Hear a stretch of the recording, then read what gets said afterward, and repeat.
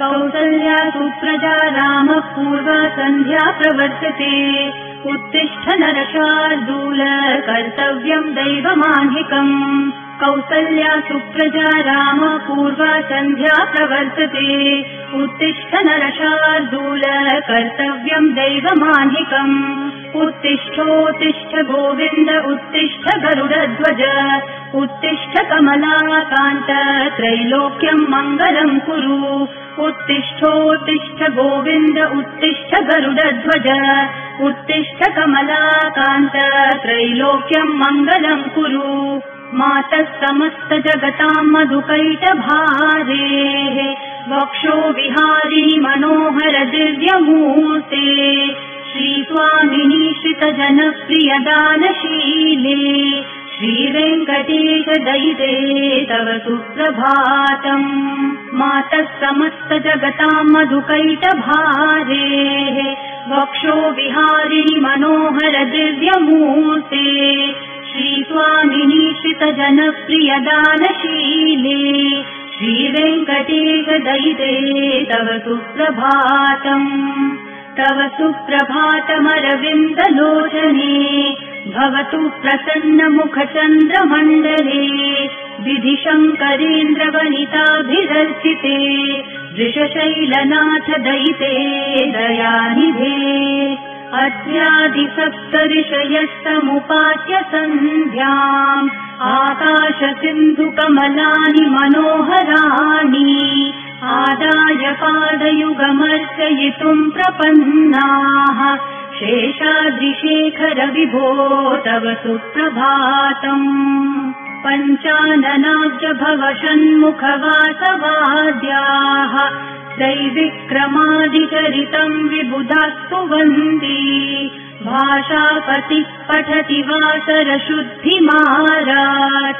शेषाद्रिशेखर विभो तव सुप्रभातम्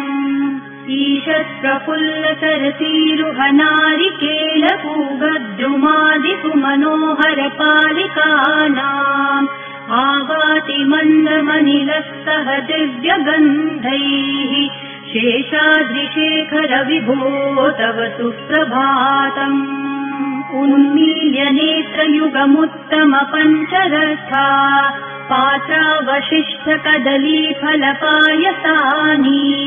भूत्वा सलीलमथ केलिशुकः पठन्ति शेषाद्रिशेखर विभो तव सुप्रभातम् तन्त्री प्रकर्ष मधुरस्वनया विपञ्च्या गायत्यनन्तचरितम् तव नारदोऽपि भाषा समग्रमसकृत्करचार रम्यम् शेषाद्रिशेखर विभो तव सुप्रभातम् भृङ्गावली च मकरन्दरसानुविद्ध झनकार गीतनिनदैः सह सेवनाय निर्यात्युपान्तसरसी कमलोदरेभ्यः शेषाद्रिशेखर विभो तव सुप्रभातम् योषागणेन वरदग्निविमथ्यमाने घोषालयेषु दधिमन्थन तीव्रघोषाः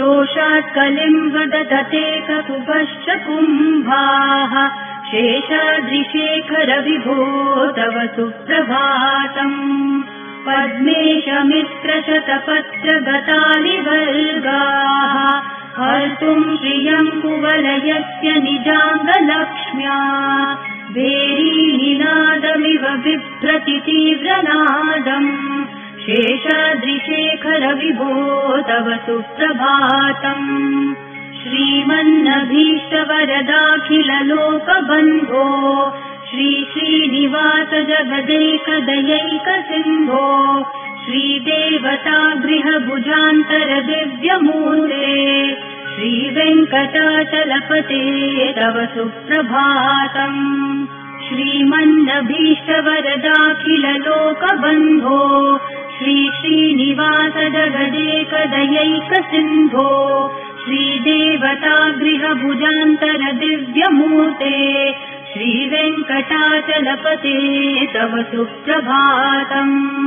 श्रीस्वामि पुष्करिणिकाप्लवनिर्मलाङ्गाः श्रेयोऽर्थिनो हरगिरिञ्च सनन्दनाद्याः द्वारे वसन्ति वरवेत्रहतोत्तमाङ्गाः श्रीवेङ्कटाचलपते तव सुप्रभातम्। श्रीशेषशैलगरुडाचलवेङ्कटाद्रिनारायणाद्रिवृषभाद्रिवृषाद्रिमुख्याम् आख्याम् त्वदीयवसतेरनिशम् वदन्ति श्रीवेङ्कटाचलपते तव सुप्रभातम्। सेवापरः शिवसुरेश कृशानुधर्मरक्षोऽम्बुनाथ पवमानधनाधिनाथाः बद्धाञ्जलि प्रविलसन्निज शीर्षदेशाः श्रीवेङ्कटाचलपते तव सुप्रभातम्। घाटेषु ते विहगराज मृगाधिराज नागाधिराज गजराज हयाधिराजाः स्वस्वाधिकारमहिमाधिकमर्थयन्ते श्रीवेङ्कटाचलपते तव सुप्रभातम्। सूर्येन्दुभौमबुधवाक्पतिकाव्यसौरिस्वरभानुकेतुदिविषत्परिषत्प्रधानाः त्वद्दासदासचरमावधिदासदासाः श्रीवेङ्कटाचलपते तव सुप्रभातम्। त्वत्पादधूलिभरितस्फुरितोत्तमाङ्गाः स्वर्गापवर्गनिरपेक्षनिजान्तरङ्गाः कल्पागमाकलनयाकुलताम् लभन्ते श्रीवेङ्कटाचलपते तव सुप्रभातम्। त्वद्गोपुराग्रशिखराणि निरीक्षमाणाः स्वर्गापवर्गपदवीम् परमाश्रयन्तः मर्त्या मनुष्यभुवने मतिमाश्रयन्ते श्रीवेङ्कटाचलपते तव सुप्रभातम्। श्रीभूमिनायक दयादिगुणामृताब्धे देवाधिदेव जगदेक शरण्यमूर्ते श्रीमन् अनन्त गरुडादिभिरर्चिताङ्घ्रे श्रीवेङ्कटाचलपते तव सुप्रभातम्। श्रीपद्मनाभ पुरुषोत्तम वासुदेव वैकुण्ठमाधव जनार्दन चक्रपाणे श्रीवत्सचिह्न शरणागत पारिजात श्रीवेङ्कटाचलपते तव सुप्रभातम्। कन्दर्पदर्पहर सुन्दर दिव्यमूर्ते कान्ताकुचाम्बुरुह कुड्मललोल दृष्टे कल्याण निर्मल गुणाकर दिव्यकीर्ते श्रीवेङ्कटाचलपते तव सुप्रभातम्। मीनाकृते कमठकोल नृसिंहवर्णिन् स्वामिन् परश्वथ तपोधन रामचन्द्र शेषांश राम यदुनन्दन कल्किरूप श्रीवेङ्कटाचलपते तव सुप्रभातम्। एलालवङ्गधनसार सुगन्धितीर्थम् दिव्यम् वियस्सरिति हेम घटेषु पूर्णम् धृत्वा जवैदिक शिखामणयः प्रहृष्टा तिष्ठन्ति वेङ्कटपते तव सुप्रभातम्। भास्वानुदेति विकचानि सरोरुहाणि सम्पूरयन्ति विनदैककुभो विहङ्गाः श्रीवैष्णवा सततमर्चितमङ्गलास्ते धामाश्रयन्ति तव वेङ्कट सुप्रभातम्। ब्रह्मादयस्तुरवरासमहर्षयस्ते सन्तस्तनन्दनमुखास्तव च योगिवर्याः धामान्तिके तव हि मङ्गलवस्तु हस्ताः श्रीवेङ्कटाचलपते तव सुप्रभातम्। लक्ष्मीनिवास निरवध्य गुणैकसिन्धो संसारसागर समुत्तरणैकसेतो वेदान्तवेद्य निज वैभव भक्तभोग्य श्रीवेङ्कटाचलपते तव सुप्रभातम्। लक्ष्मीनिवास निरवध्य गुणैकसिन्धो संसारसागर समुत्तरणैकसेतो वेदान्तवेद्य निज वैभव भक्तभोग्य श्रीवेङ्कटाचलपते तव सुप्रभातम्। इत्थम् वृषाचलपतेरिह सुप्रभातम्। ये मानवः प्रतिदिनम् पठितुम् प्रवृत्ताः तेषाम् प्रभातसमयस्मृतिरङ्गभाजाम् प्रज्ञाम् परार्थसुलभाम् परमाम् प्रसूते। इत्थम् वृषाचलपतेरिह सुप्रभातम्। ये मानवः प्रतिदिनम् पठितुम् प्रवृत्ताः तेषाम् प्रभातसमयस्मृतिरङ्गभाजाम् प्रज्ञाम् परार्थसुलभाम् परमाम् प्रसूते। कमलाकुचूचुककुङ्कुमतो नियतारुणतातुलनीलतनो कमलायतलोचनलोकपते विजयी भव वेङ्कटशैलपते। कमलाकुचूचुककुङ्कुमतो नियतारुणतातुलनीलतनो कमलायतलोचनलोकपते विजयी भव वेङ्कटशैलपते। स चतुर्मुख षण्मुख पञ्चमुख प्रमुखाखिल दैवतमौलिमने शरणागतवत्सल सारनिधे परिपालय माम् वृषशैलपते। अतिवेलतया तव दुर्विषहै अनुवेलकृतैरपराधशतैः भरितम् त्वरितम् वृषशैलपते परया कृपया परिपाहि हरे। अधिवेङ्कटशैलमुदारमते जनताभिमताधिकदानरतात् परदेवतया गदितान्न गमै कमलादयितान्न परम् कलये। करवेणुरवावशगोपवधू शतकोटिवृतात्मरकोटिसमात् प्रतिवल्लविकाभिमतात् सुखदात् वसुदेवसुतान्न परम् कलये। अभिराम गुणाकरदाशरथे जगदेकधनुर्धर धीरमते रघुनायक राम रमेश विभो वरदो भवदेव दया जलधे।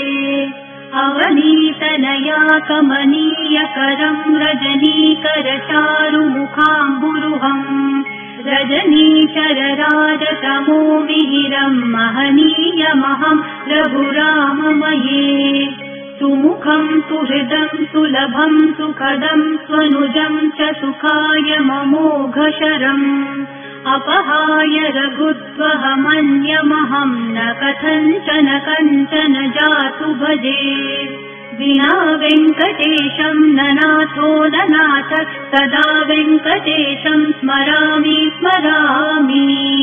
हरे वेङ्कटेश प्रसीद प्रसीद प्रियम् वेङ्कटेश प्रयच्छ प्रयच्छ।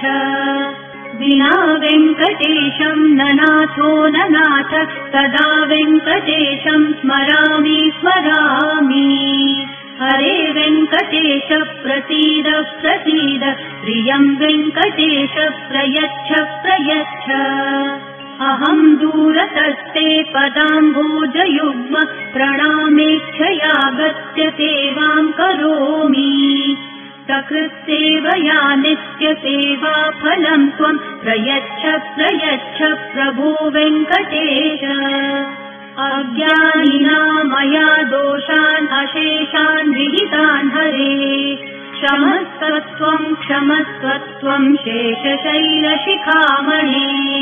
अज्ञानिना मया दोषान् अशेषान् विहितान् हरे क्षमस्वत्वम् क्षमस्वत्वम् शेषशैलशिखामणे ईशानां जगतोऽस्य वेङ्कटपतेर्विष्णोः परां श्रेयसीम् तद्वक्षस्थलनित्यवासरसिकां तच्छान्तिसंवर्धिनीम् पद्मालङ्कृतपाणिपल्लवयुगां पद्मासनस्थां श्रियम् वात्सल्यादिगुणोज्ज्वलां भगवतीं वन्दे जगन्मातरम् ईशानां जगतोऽस्य वेङ्कटपतेर्विष्णोः परां श्रेयसीम् तद्वक्षस्थलनित्यवासरसिकां तच्छान्तिसंवर्धिनीम् पद्मालङ्कृतपाणिपल्लवयुगां पद्मासनस्थां श्रियम्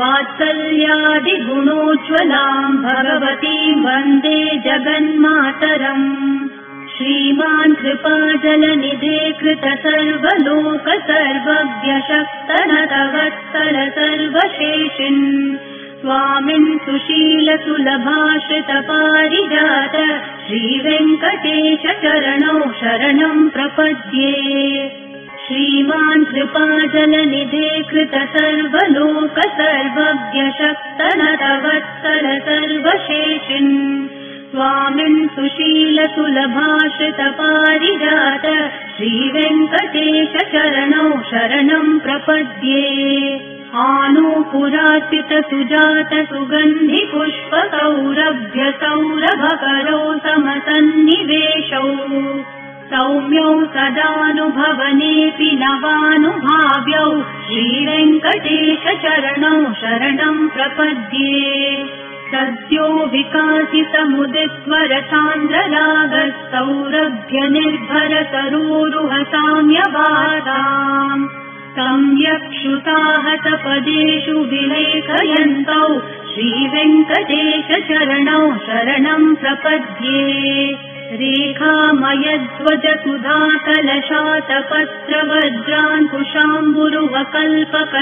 रेखामयध्वजसुधाकलशातपत्रवज्राङ्कुशाम्बुरुवकल्पकशङ्खचक्रैः भव्यैरलङ्कृतकलौ परतत्त्वचिह्नैः श्रीवेङ्कटेश चरणौ शरणं प्रपद्ये ताम्रोदरद्युतिपराजितपद्मरागौ ब्राह्मेर्महोभिरभिभूतमहेन्द्रनीलौ उद्यन्नखांशुभिरदत्तशशाङ्कभासौ श्रीवेङ्कटेश चरणौ शरणं प्रपद्ये सप्रेमभीतिकमलाकरपल्लवाभ्यां संवाहनेऽपि सप्रदिक्लममादधानौ कान्ताववाङ्मनसगोचरसौ कुमारौ श्रीवेङ्कटेश चरणौ शरणं प्रपद्ये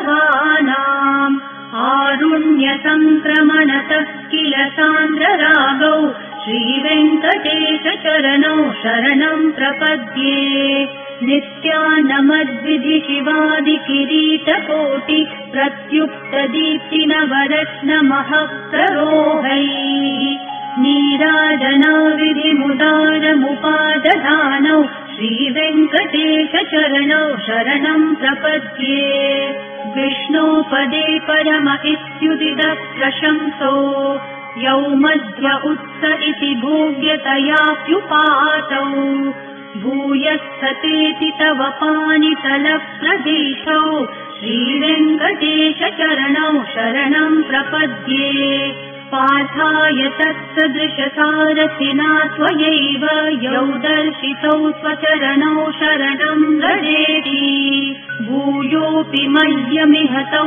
करदर्शितौ ते श्रीवेङ्कटेश चरणौ शरणं प्रपद्ये मन्मूर्धिकालियफले विकटाटवीषु श्रीवेङ्कटाद्रिशिखरे शिरसीषु तीनाम् चित्तेऽप्यनन्यमनसां सममाहितौ ते श्रीवेङ्कटेश चरणौ शरणं प्रपद्ये आम्लानहृष्यदवनीतलकीर्णपुष्पौ श्रीवेङ्कटाद्रिशिखराभरणायमानौ आनन्दिताखिलमनोनयनौ तवेतौ श्रीवेङ्कटेशचरणौ शरणं प्रपद्ये प्रायः प्रपन्नजनता प्रथमावगाह्यो मातुस्तनाविशिशोरमृतायमानौ प्राप्तौ परस्परतुलामतुलान्तरौ ते श्रीवेङ्कटेशचरणौ शरणं प्रपद्ये तत्त्वोत्तरैः सततसेव्यपदाम्बुजेन संसारतारकदशार्द्रदृगञ्चलेन सौम्योपयन्तृमुनिनाममदर्शितौ ते श्रीवेङ्कटेशचरणौ शरणं प्रपद्ये तत्त्वोत्तरैः सततसेव्यपदाम्बुजेन संसारतारकदशार्द्रदृगञ्चलेन सौम्योपयन्तृमुनिनाममदर्शितौ ते श्रीवेङ्कटेशचरणौ शरणं प्रपद्ये श्रीशश्रिया घटिकया त्वदुपाय भावे प्राप्ये त्वयि स्वयमुपेयतया स्फुरन्त्या नित्याश्रिताय निरवध्य गुणाय तुभ्यं क्षां किङ्करो वृषगिरीश न जातु मह्यम् श्रीशश्रिया घटिकया त्वदुपाय भावे प्राप्ये त्वयि स्वयमुपेयतया स्फुरन्त्या नित्याश्रिताय निरवध्य गुणाय तुभ्यं क्षां किङ्करो वृषगिरीश न जातु मह्यम् श्रियः कान्ताय कल्याणनिधये निधयेऽर्थिनाम् श्रीवेङ्कटनिवासाय श्रीनिवासाय मङ्गलम् श्रियः कान्ताय कल्याणनिधये निधयेऽर्थिनाम् श्रीवेङ्कटनिवासाय श्रीनिवासाय मङ्गलम् लक्ष्मीसविभ्रमालोकसुप्रविभ्रह्मचक्षुषे चक्षुषे सर्वलोकानां वेङ्कटेशाय मङ्गलम् श्रीवेङ्कटाद्रिशृङ्गाङ्ग्रमङ्गलाभरणाङ्ग्रये मङ्गलानां निवासाय श्रीनिवासाय मङ्गलम् सर्वावयवसौन्दर्यसम्पदा सर्वचेतसाम् सदा सम्मोहनायास्तु वेङ्कटेशाय मङ्गलम् नित्याय निरवध्याय सत्यानन्दचिदात्मने सर्वान्तरात्मने श्रीमद्वेङ्कटेशाय मङ्गलम् स्वतः सर्वविदे सर्वशक्तये सर्वशेषिणे सुलभाय सुशीलाय वेङ्कटेशाय मङ्गलम् परस्मै ब्रह्मणे पूर्णकामाय परमात्मने प्रयुञ्जे परतत्त्वाय वेङ्कटेशाय मङ्गलम् आकालतत्त्वमशान्तम् आत्मनामनुपश्यताम् अतृप्तामृतरूपाय वेङ्कटेशाय मङ्गलम् प्रायस्वचरणौ पुंसां शरण्यत्वेन पाणिना कृपया दिशते श्रीमद्वेङ्कटेशाय मङ्गलम् दयामृत्तरङ्गिन्यास्तरङ्गैरिव शीतलैः अपाङ्गैः सिञ्चते विश्वम् वेङ्कटेशाय मङ्गलम् सद्भूषाम्बरहेतिनां सुषमावहमूर्तये सर्वार्तिशमनायासु वेङ्कटेशाय मङ्गलम् श्रीवैकुण्ठविरक्ताय स्वामि पुष्करिणितटे रमया रममाणाय वेङ्कटेशाय मङ्गलम् श्रीवैकुण्ठविरक्ताय स्वामि पुष्करिणितटे रमया रममाणाय वेङ्कटेशाय मङ्गलम् श्रीमत्सुन्दरजामातृमुनिमानसवासिने सर्वलोकनिवासाय श्रीनिवासाय मङ्गलम् मङ्गलाशासनपदैर्मदाचार्य पुरोगमैः सर्वैश्च पूर्वैराचार्यैः सत्कृतायास्तु मङ्गलम्।